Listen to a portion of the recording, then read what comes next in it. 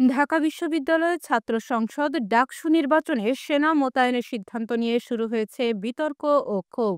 নির্বাচন ঘিরে বিশ্ববিদ্যালয়ের বিভিন্ন প্রবেশপথে স্ট্রাইকিং ফোর্স হিসেবে সেনাবাহিনী মোতায়েনের সিদ্ধান্তকে নজিরবিহীন ও লজ্জাজনক বলে মন্তব্য করেছেন প্রার্থীরা ও বিশিষ্ট রাজনীতিবিদরা।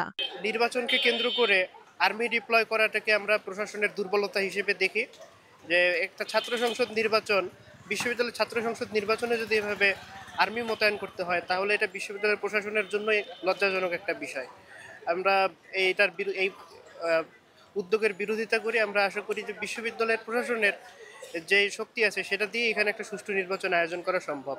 আর এখানে আর্মি ডিপ্লয় করার মধ্য দিয়ে আরেকটা বিষয় সামনে আসছে, সেটা হলো রাষ্ট্র হিসেবে আমরা আসলে বর্তমানে কত ভঙ্গুর অবস্থায় আছি।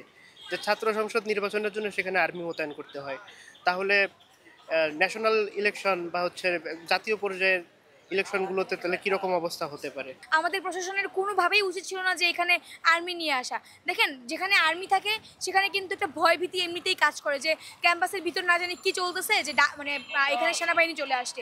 তো সেই জায়গায় আমি বলতে চাই, প্রশাসনের উচিত বিকল্প কোনো ব্যবস্থা নেওয়া, অবশ্যই বিকল্প কোনো ব্যবস্থা নেওয়া।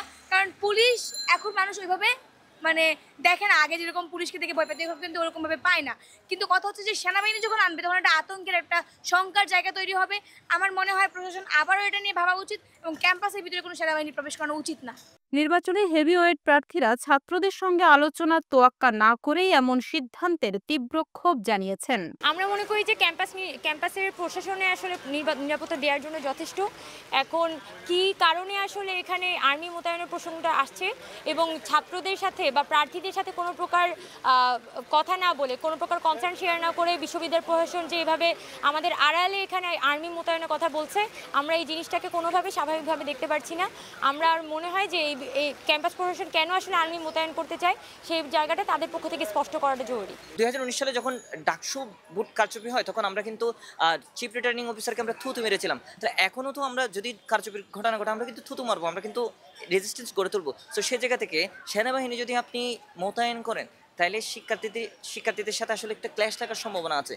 বুট কারচুপি হবে না সেটা আমরা বলতে পারতেছি না, কারণ আপনি গণহত্যার সাথে যুক্তদের এখনও ক্যাম্পাসে রেখে দিচ্ছেন। সো সেই জায়গা থেকে বুট কারচুপি যদি হয়, আমরা যদি রেজিস্ট্যান্স গড়ে তুলি, তাহলে সেনাবাহিনীর সাথে আমাদের একটা ঝামেলা লাগতে পারে। এবং সেনাবাহিনীর সাথে আমাদের ঐতিহাসিক একটা দ্বন্দ্ব রয়ে গেছে। 2007 সালে তাদেরকে আমরা লাথি মেরে তাড়িয়েছিলাম। 2024 সালে 17 জুলাই আমরা এই খাঁকে পোশাকধারীদেরকে আমরা ক্যাম্পাসে রেজিস্ট্যান্স করেছিলাম, আমরা প্রতিরোধ গড়ে তুলেছিলাম তাদের বিরুদ্ধে। সো সেই জায়গা থেকে তারা যখন আমার ক্যাম্পাসে আসবে, এই খাঁকে পোশাকধারী, আমি রেজিস্ট্যান্স গড়ে তুলেছিলাম, এত বছর ধরে আন্দোলন করেছি, লড়াই করেছি, খাকি পোশাকের বিরুদ্ধে লড়াই করেছি, তাদের সাথে একসাথে ক্যাম্পাসে চলাচল করা আমার পক্ষে সম্ভব না, আমি একজন প্রার্থী হয়েও। এছাড়া বিশ্ববিদ্যালয়ের এই নজিরবিহীন ঘটনা, যা সামরিক শাসনামলেও সিদ্ধান্ত নিতে দেখা যায়নি, অংশীজনদের মতামত ছাড়া এমন সিদ্ধান্ত গ্রহণ প্রশ্নবিদ্ধ বলছেন কেউ কেউ। সেনা মোতায়েন এটা আসলে কোনোভাবেই কাম্য নয়। যেহেতু ঢাকা ইউনিভার্সিটির নিজস্ব একটা প্রশাসন আছে, সো আমাদের মনে হয় যে ঢাকা ইউনিভার্সিটির যে নিজস্ব প্রশাসন আছে, সেই প্রশাসনেরই কঠোর হওয়া উচিত। তবে ডাকসু নির্বাচন ঘিরে সেনা মোতায়েনের এই সিদ্ধান্ত শিক্ষার্থীদের মধ্যে উদ্বেগ তৈরি করেছে। এখন দেখার বিষয় বিশ্ববিদ্যালয় প্রশাসন শিক্ষার্থীদের মতামতের প্রতি কতটা শ্রদ্ধাশীল।